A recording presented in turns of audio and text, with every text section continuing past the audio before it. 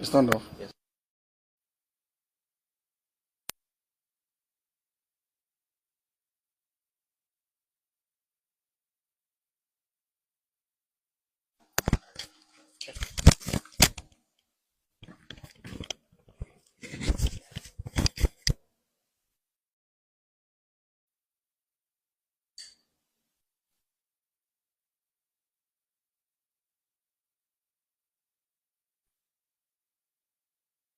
Okay, we start all over. Um, my name is Deji Adeleke. You are all welcome to our home. I'm the father of I have 5 children, 3 boys and 2 girls. David Adeleke, that you all know as Davido, is the baby of my family, is the last born. And I'm calling this press conference. This is my ever first time of addressing the press. And for just one single reason. I'm not on the social media, but I'm sure those of you in the social media will have been inundated with all kinds of talks about almost every year. This thing, keeps coming up regarding uh, one little girl called Anu Lupo that lives in Ibadan. That Kemi has continually alleged that Kemi Olunloyo has continually alleged that David is the father of the little girl. To start with, let me put it on record that I have 14 grandchildren. And I'll tell you the story about Anulupo and what has happened since I received a letter in 2014 from a lawyer in Ibadan alleging that my son David got somebody pregnant and abandoned the person with the child. And I'll tell you what the actions that I took immediately and what. But the reason why I call this press conference is for us to address. I'm not even sure if it's legal for someone to impersonate a minor. This Kemi Olunloyo has been after my son David for many years. Everything she says about David is always negative, trying to put him in bad light, with the public. This that I'm about to read to you is what I received from the sister to Anu's mom that lives in Abuja. I'm not going to mention her name, but she's in communication with me. When this happened, she was the first, because I'm not in the social media. She saw the thing that was supposedly written by her niece, and then she sent this to me. Say, "Good afternoon, sir. So I hope your day is going well. I just saw this on a blog post. I just wanted to clarify that the account is not run by me, Ayo, or my mom. The account is run by Kemi Olunloyo, whom we have cut ties with years ago. I really do not know why she keeps posting these things, knowing fully well that we are no longer in communication. We have reached out to her several times to stop posting anything about Anu. I'm sorry if this embarrasses your family in any way." And immediately I saw this, I called David. I said, "David, have you seen anything in the social media?" He said a lot of things, that this woman has started again. And I've always told David to ignore this woman, because someone that her own son, her own biological son, has come out to the general public to say that he disowned her, she's no more her mom, she's crazy, she's that. So if her own son can say that about her, why should we bother about what she says about David? That was why I've always told him, please just ignore her, and move on with your life. So when I received this, and I'm on YouTube, I've seen all kinds of things people have been saying, and I just said, look, maybe this might be a good time for me, as head of my family, to say our own side of this story. Like I said, I have 14 grandchildren. So what will one more do? Is it that I will not be able to afford to do things for her, or bring her into my family? But there's science. DNA. If you say you are my granddaughter, and the science has proven that you are my granddaughter, I will gladly accept her. So let me tell you the story of how I got to know about Anu. I received it. This is the document. I received this in the mail.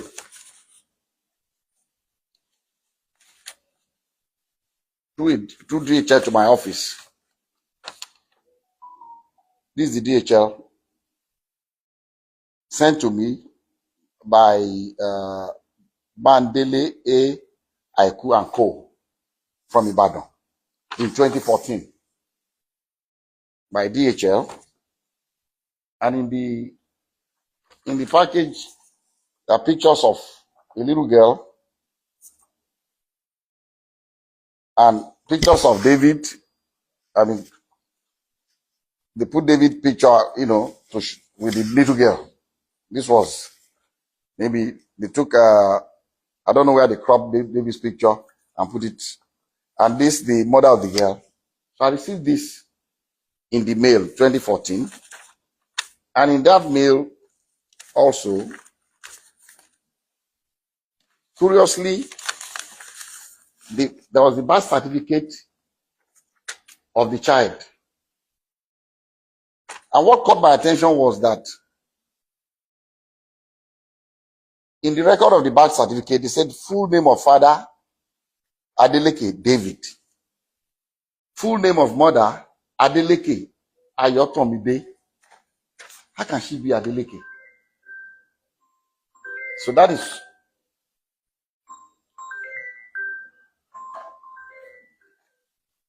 that caught my attention. And then also in that DHL package was this letter from the grandmother of Anu, with her telephone number. I'm going to still show everybody up close so you can see everything. And he wrote, "Dear sir, I know you and your family are in good health and your work is thriving well because the Lord has been good to you, so I do not expect otherwise. Sir, I'm a widow with 2 daughters. I lost my husband 13 years ago and have single-handedly raised both of them with the help of God, but still having been, but it has been very challenging. Early last year, my eldest daughter, Ayotomide, informed me that your son, David Adeleke, was responsible for her pregnancy. Their meeting occurred when your son came to Ibadan for a show. I sat with her as a mother to ask her about the father of the child, and she has confided in me so many times that your son is indeed the father of her child. She put to bed on November 19, 2013, and gave birth to a baby girl. So I'm not trying in any way to extort you, but to ask that your son steps up for paternity tests to confirm and take full responsibility of his daughter. I'm also not asking your son to marry her at all.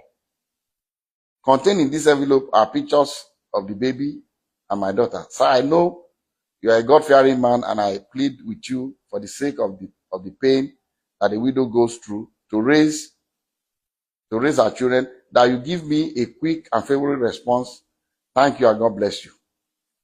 Immediately I saw this letter, even before calling David, before telling David, about this, that I called this woman and I said, look, I've not spoken to my son yet, but I'm going to speak to him. But I'll suggest to you to give me your address in Ibadan. I'll send my driver to come and know where you live. But I can assure you that if this girl is my granddaughter, you have no problems with me. I will welcome her into my family happily. She was happy. She gave me her address. I gave the address to my driver. My driver went to Ibadan the next day to know exactly where they live. And I told her that, look, the hospital that I use in Lekki here is an Indian hospital, Vadik Hospital. That's where I do my checkups and everything. And that I can ask the hospital to arrange for a DNA test. So when I went to the hospital, I went there myself. The hospital told me that they don't actually do the DNA test in-house, but there's a clinic that they partner with that they will invite to take samples of both the child and the father. But these samples will be sent to South Africa for analysis.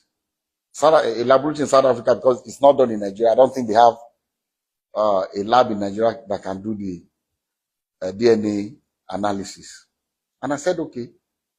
And I called her, gave her the information that anytime they are ready, I'll send my driver to pick you up from Ibadan. So on the appointed day, I sent my driver to Ibadan very early.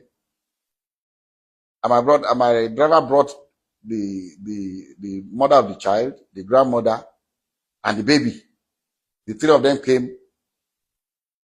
And because my driver knows Vadik Hospital, they came in. They were already there before I came in with. I asked David to come here and Lati, his aide. So David, myself, and Lati went and we met them at Vadik Hospital. We went upstairs and the Indian doctor said, he will allow only David, myself, the grandma, the mother of the baby, and the child. Lati can wait. So we're all in the same room. And he told us the procedure. It was not, I've read in the social media that they were drawing blood. It was not done by blood. It was from their saliva in their mouth.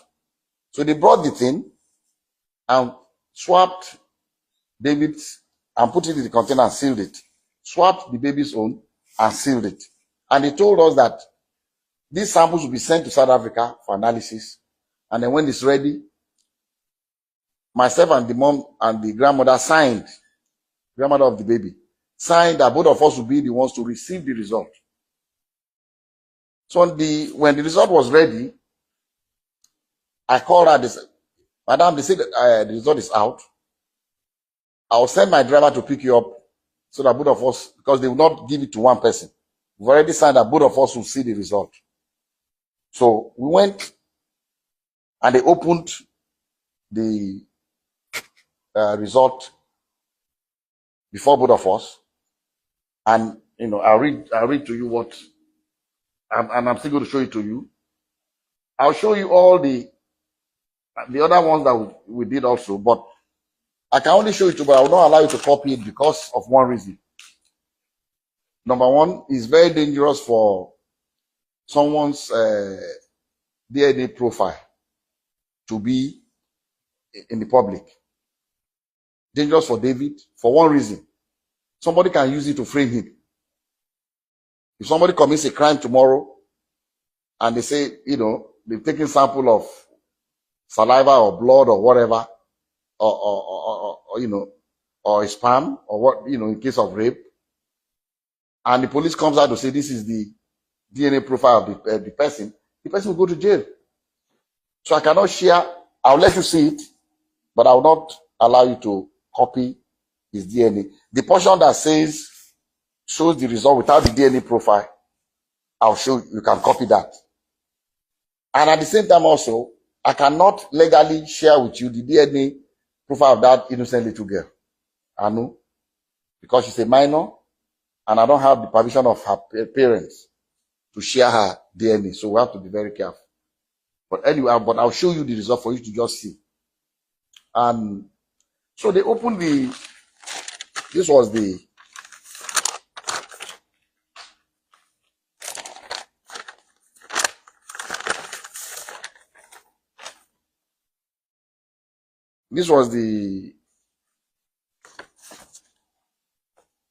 first DNA.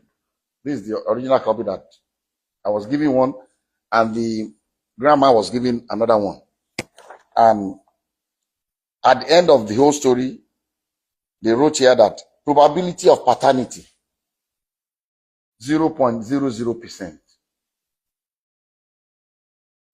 And the mom asked the lab guy that, what does this mean? He said, it means that David is not the father of this child. And she was really disappointed. She broke down. She was crying, the grandmother. And then, okay, I skipped a point. When we first got to Vadic Hospital with David, and David saw the girl, David said, Daddy, I've never seen this girl before. And what I told David, I said, look, I don't want to listen to you. Whether you've seen her before or not, all I want is this DNA test. I don't want to know the story. I don't know what happened. I don't want to know. As if this girl is our child, I'm taking her. That was settled. And David was, asked the girl, have you seen it? I said, stop, don't talk to her. So that would be, it's like you're harassing her. Don't. So the girl was very quiet. Girl, she didn't say anything. She kept quiet. So we went. So the mom was disappointed, was crying that the result was not what she expected. And I told her, I said, look, people can make mistakes. Maybe they made a mistake in the lab. Maybe there's something. What I would suggest to you is, let us do 2 more tests. I'll advise that you please stay in Lagos for 1 week. I'll pay for your hotel. Since the baby is here, the mom is here, the 3 of you should stay. Find 2 more reputable places. I don't know where else. This is the only place I come that can do this DNA test in Nigeria. So that I can go there and do it before. So I give some money to my driver. Go and get the hotel. Make sure they are comfortable. Give them some money to keep. And if you want the driver to drive around 5